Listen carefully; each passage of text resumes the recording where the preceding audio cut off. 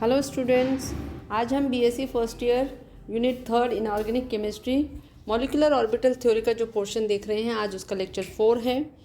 आज मैं आपको इससे पहले मैंने आपको बताया कि मॉलिक्यूलर ऑर्बिटल बनाने के बाद जो उसका डायग्राम बनता है उसमें हम इलेक्ट्रॉन को फिल करते हैं। तो आज हम देखेंगे कि इसका डायग्राम कैसे बनता है। इससे पहले मैंने आपको बताया था कि वो जो डायग्राम है उसमें जितने हमारे नंबर ऑफ़ एटॉमिक ऑर्बिटल्स हैं उतने ही हमारे नंबर ऑफ़ मॉलिक्यूलर ऑर्बिटल्स बनते हैं और उसको हम कैसे लिखे थे। अब आज हम बताएंगे उसमें इलेक्ट्रॉन हम कैसे भरेंगे।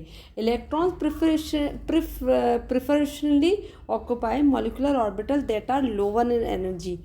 इलेक्ट्रॉन जैसा हमारे एटॉमिक ऑर्बिटल्स में होता था कि हम इलेक्ट्रॉन भरते वक्त उसी में ही इलेक्ट्रॉन को डालते थे जहाँ पर कि लोअर एनर्जी होती थी। वहाँ पर हमारे जो 3 ऑर्बिटल्स होते थे वो लगभग सेम एनर्जी के हम शो करते थे। लेकिन जब ये मॉलिक्यूलर ऑर्बिटल आता तो मैंने आपको बताया कि कुछ को हम सिग्मा और कुछ को हम पाई से रिप्रेजेंट करते हैं और कुछ में हम एस्टेरिक भी लगा देते हैं। तो इलेक्ट्रॉन वहाँ जाएगा जो ऑर्बिटल लोअर इन एनर्जी में होगा। मॉलिक्यूलर ऑर्बिटल्स में बी एम्प्टी और कंटेन 1 और मोर इलेक्ट्रॉन। हमारे जो एटॉमिक ऑर्बिटल्स होते थे उसमें हम उनको खाली तभी रखते थे जब हमारे इलेक्ट्रॉन्स नहीं होते थे, लेकिन उस कंडीशन में वहाँ बॉन्डिंग नहीं शो होती थी। जबकि मॉलिक्यूलर ऑर्बिटल में जो ऑर्बिटल्स होंगे वो एम्प्टी और कंटेन 1 और 2 इलेक्ट्रॉन्स रख सकते हैं। और ऐसा ही एटॉमिक ऑर्बिटल्स में भी होता था, या तो वो खाली होते थे या वो 1 या 2 इलेक्ट्रॉन्स रखते थे। इफ़ 2 और electrons occupy the same molecular orbital they must be spin paired. ये रूल हमारा एटॉमिक में भी लगता है, वो स्पिन पेयर्ड होने चाहिए। When occupy degenerate molecular orbitals electron occupy separate orbitals with parallel spin before pairing. और ये रूल्स जो हमारा है ये एटॉमिक ऑर्बिटल्स में भी लगता था कि पहले हम उनको ऐसे भरेंगे, ऐसे भरने के बाद ही हम इनकी पेयरिंग करेंगे और वो भी अपोजिट स्पिन से। ये हम सेम रूल उसमें भी लगाते हैं। ऐसा हम वहाँ भी करते थे और ऐसा हम इन ऑर्बिटल्स में भी करते हैं। सेकंड, इसके बाद जो आता है, although molecular orbitals form from inner core electrons as well as valence electron, दोनों से रखे जाएंगे इसके अंदर। Many molecular orbital diagram include only the valence electron. पर आप बाद में आते आते देखेंगे कि हम केवल वैलेंस इलेक्ट्रॉन्स के डायग्राम को ही बनाते हैं। ऐसा इसलिए होता है क्योंकि जो उसके इनर कोर के इलेक्ट्रॉन्स होते हैं वो ऑलरेडी पेयर्ड कंडीशन में होते हैं, ऑलरेडी बॉन्डिंग में भाग लेते हैं। और बॉन्डिंग में भाग लेने के बाद उन ऑर्बिटल्स की वजह से अगर हम बॉन्ड ऑर्डर निकालेंगे तो वो लगभग 0 आता है। मतलब उन इलेक्ट्रॉन्स का बॉन्ड ऑर्डर में कोई स्पेसिफिक रोल नहीं होता। इसलिए हम मॉलिक्यूलर ऑर्बिटल में केवल वैलेंस इलेक्ट्रॉन की ही बात करते हैं।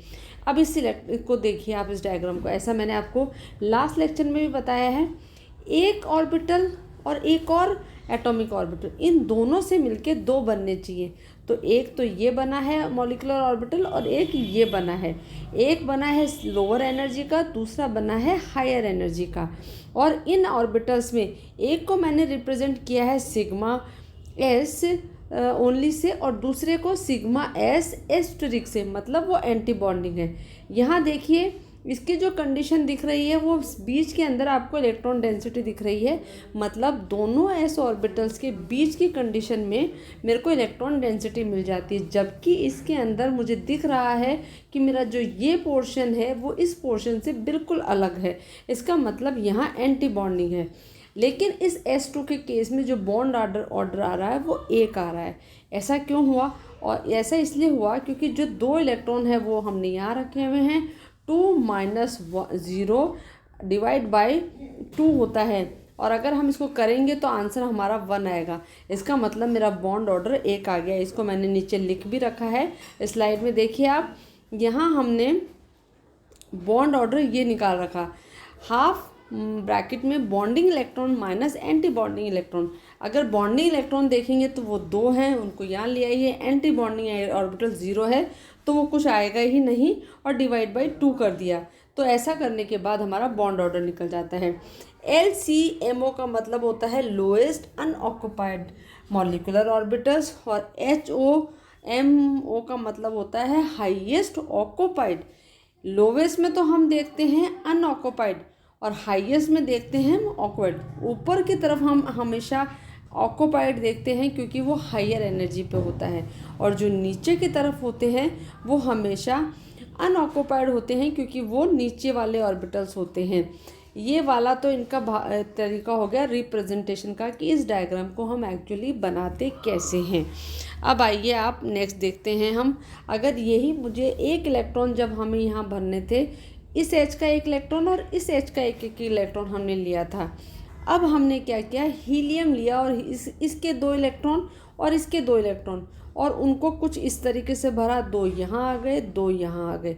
ये इंडिविजुअल हीलियम के 2 इलेक्ट्रॉन हैं, ये दूसरे वाले हीलियम के 2 इलेक्ट्रॉन हैं। ऐसे करके कुल टोटल 4 इलेक्ट्रॉन हो गए, और इन चारों को हमने भरा। भरने के बाद जो हमारा बॉन्ड ऑर्डर आया वो 0 आया। 0 हमारा बॉन्ड ऑर्डर इसलिए आया